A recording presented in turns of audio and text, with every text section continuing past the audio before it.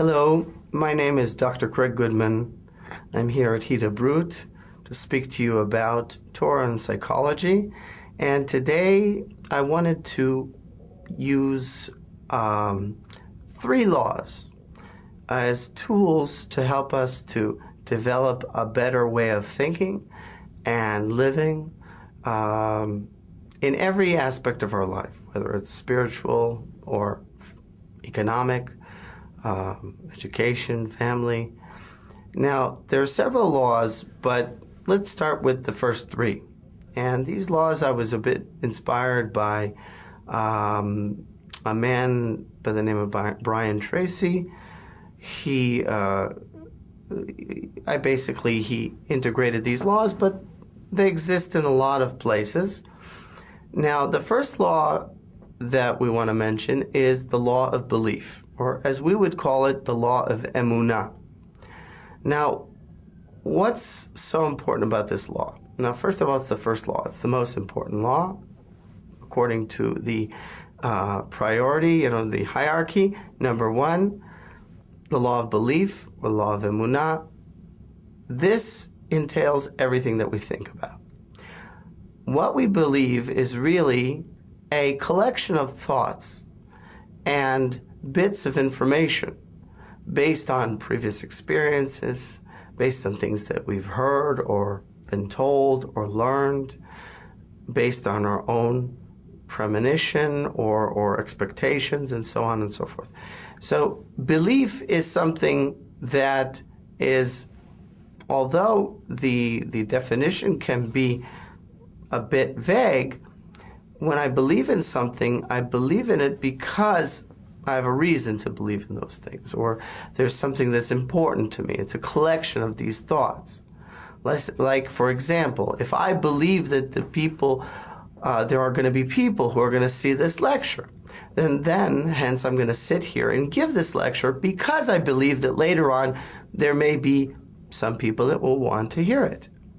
So, based on my beliefs that in the past I've said things that were maybe a little bit interesting or had something important to share, and people were interested in hearing what I had to say. So based on those previous experiences, I believe, I have the emunah that this lecture will not be any different. Now obviously we don't have control over what happens. In fact, one time I heard a Rav ask a kahal, a audience, what is free choice? Bchira chofshi. And several people raised their hands and answered that free choice is really, basically, you decide what you're going to do in life, or what happens to you in life. But it's not really true.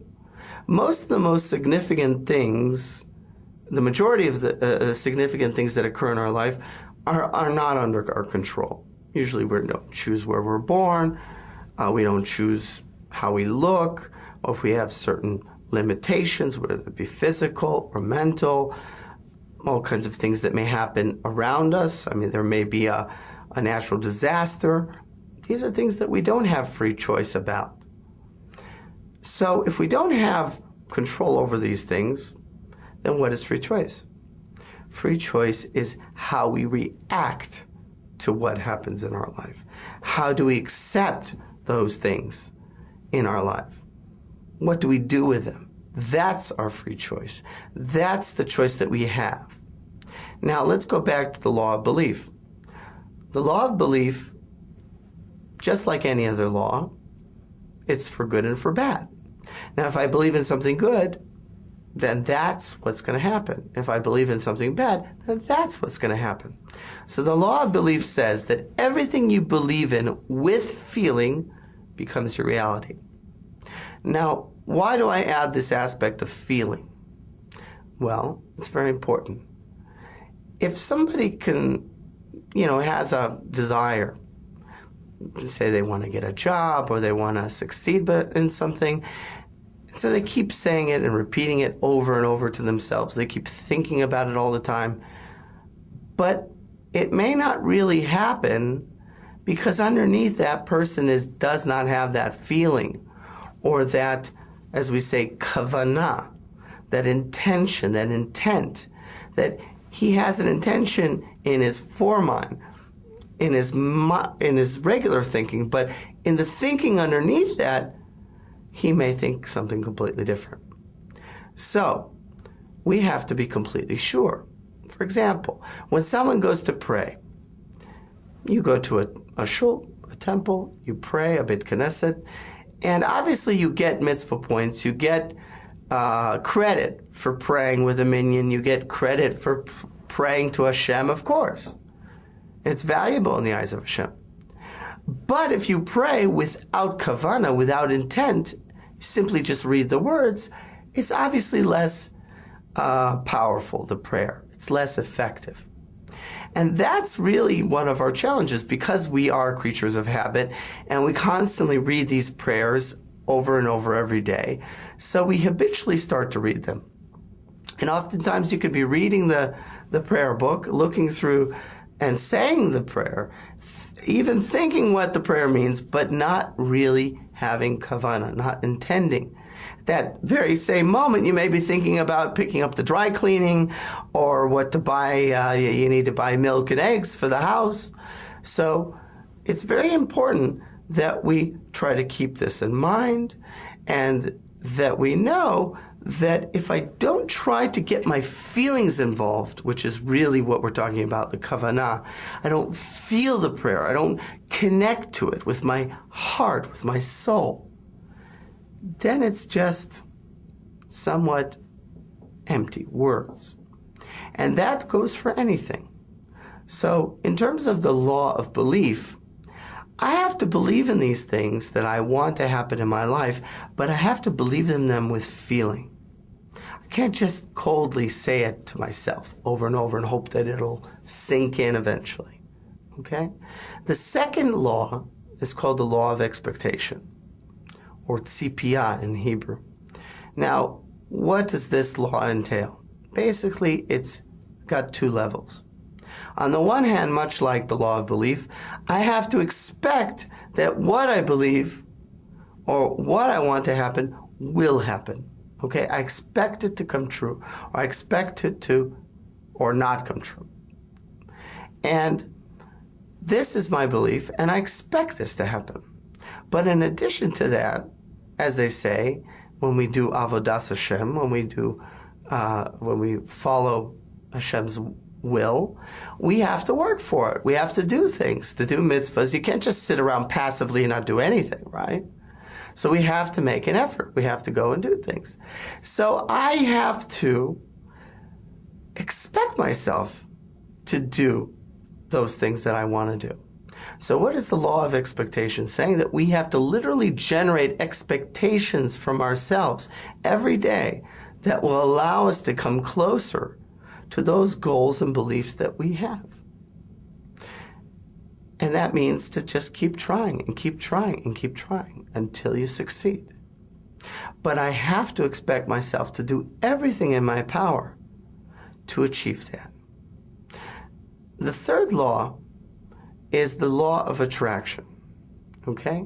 Now, there's been a lot of things written about this law and several books that came out. It was a very popular concept for the last few years. But the Torah, long before all those places, talked about it.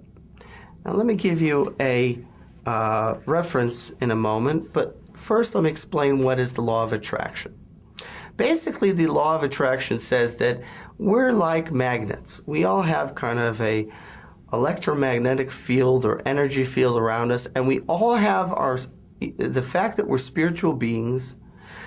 Based on our thoughts and our desires, we have the propensity or the ability to attract into our lives the things that we believe in and that we expect. Law 1 and Law 2. So, likewise, if I believe in something or expect something good to happen, then I'm going to attract that into my life. And on the reverse, if I expect something bad to happen or I don't expect something good to happen, that also will be my reality in the end. And I will expect it to or not to happen for good or for bad. Now, the law of attraction means that we have the ability to pull in, to attract people and events and things and occurrences into our lives that are parallel with what we think. I gave several lectures about this, and I talked about how the thoughts actually create angels. This is the Marasha from the Gemara in the tractate Makot, the 10th page. B'derech she'adam rotzeh lelechet ba, molichin oto. We discussed that the way the person wants to go, he will be led. But how will he be led? By the thoughts that he has, or the types of thoughts that he has. So if my thoughts are negative, obviously I'm going to create negative things in my life. Whereas on the reverse, if my thoughts are positive, I'm going to bring in and attract positive things into my life. That's very important. Now, the Gemara talks about these angels actually helping us, creating these angels by our thoughts. Every time we have a thought, we create an angel. So these angels are literally going out in front of us and opening doors and moving roadblocks and opening the way for us, paving the way for what we don't want to do, for good and for bad. Now there's, in the Gemara, in the 3rd chapter in Moed Katan, in the tractate Moed Katan, it talks about a mother who loses a son. Now, this mother was so sad and so depressed and so distraught from this passing of her son that she just cried and cried and cried and was miserable. And I mean, even after the designated period of mourning, which is, as we say, the first 3 days, is a period of intense mourning that we're supposed to cry, we're supposed to let out all our feelings. Then the next 4 days, it's a little less, but it's also supposed to be intensive. But we're supposed to lower it a notch. And then for 30 days, and then for a year. This is the process of mourning. It's all happens systematic and step by step. But also, we have to know that everything is from Hashem. And when something happens, a tragedy, we may not understand why it happens or to what purpose, but we have to try to accept it. As I said, we have to, are part of our free will, we have to decide how we are going to respond to this particular event. Now, if I choose to respond negatively, if I think negatively, if I believe in negative things, I expect negative things, obviously I'm going to attract these negative things into my life. And if I don't, if I think, on the converse, positive things, I'm going to attract these positive things into my life. Now let's go back to this reference. This mother was crying so much that not only one son died, but another son died. And then another, until all her son died, and she was so distraught and so miserable that she herself eventually passed away. Now, what are we supposed to learn from this Gemara?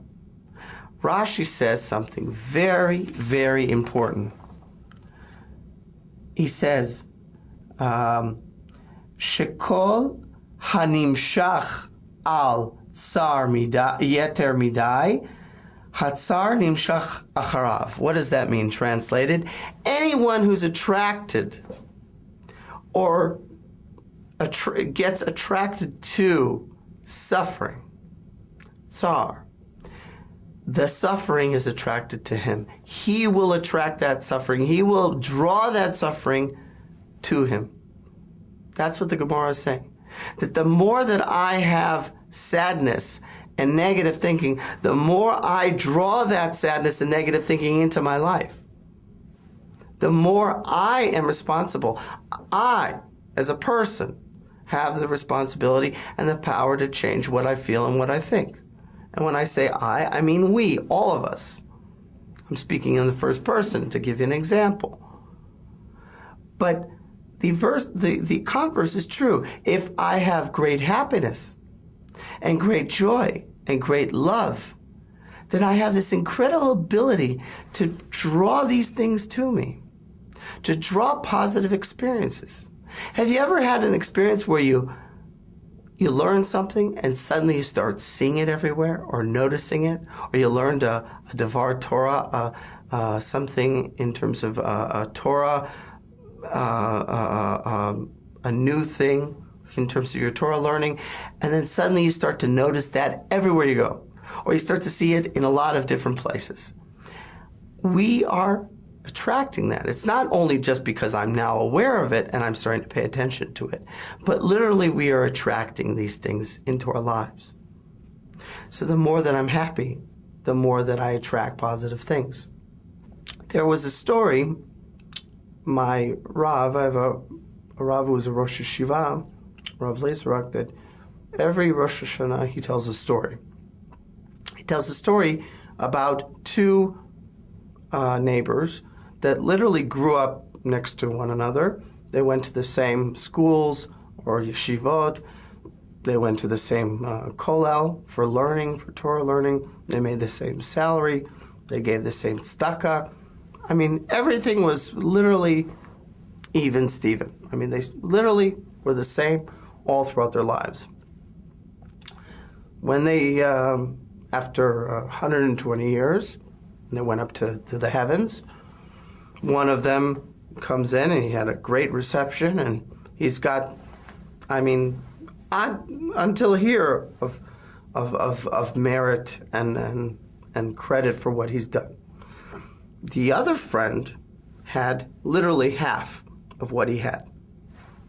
And the friend came and started complaining. He says, hey, what's going on here? How come he gets twice of the reward as me? And he started literally itemizing, going down the list, saying, yeah, I did everything. We studied the same, we did the same, we gave the same tzedakah. I mean, everything was exactly the same. And so the angels, they said to him, you're right. Everything was the same. The difference is that everything that he did and you did, he did with great joy, with simcha, with happiness. So every time we do something, obviously we're going to get credit for it, or it's going to have some positive impact. But all the more if we do it with kavanah, with intent, with thought, with belief, and with love. The more that we do that, the more that we think positive, and the more we have that type of thinking, it becomes a habit, a good habit, a positive habit of thinking positive, of thinking in a way that I look to give other people joy as well, that I can inspire people just by the way I think. Just by talking to someone, we can all make an impact and share that happiness, even just by smiling. Smiling is so important. As Rav Reiti, a very renowned speaker, once said, when you smile, it's an act of kindness. Other people see this smile. So we have to really try and look for the good, look for the positive, believe in good things, and try to attract only holiness and love and joy into our lives. And try to do whatever we do with great joy and happiness. Because if not, it's a waste. And if you think about it, this moment right now that's passing is the most valuable moment in the entire world. Because all the money and all the influence cannot bring that moment back once it's gone. How we use that moment, or every one of those moments, or those collective moments in our lives, that's really up to us. Thank you, and may you have only joy and positive thoughts. Thank you.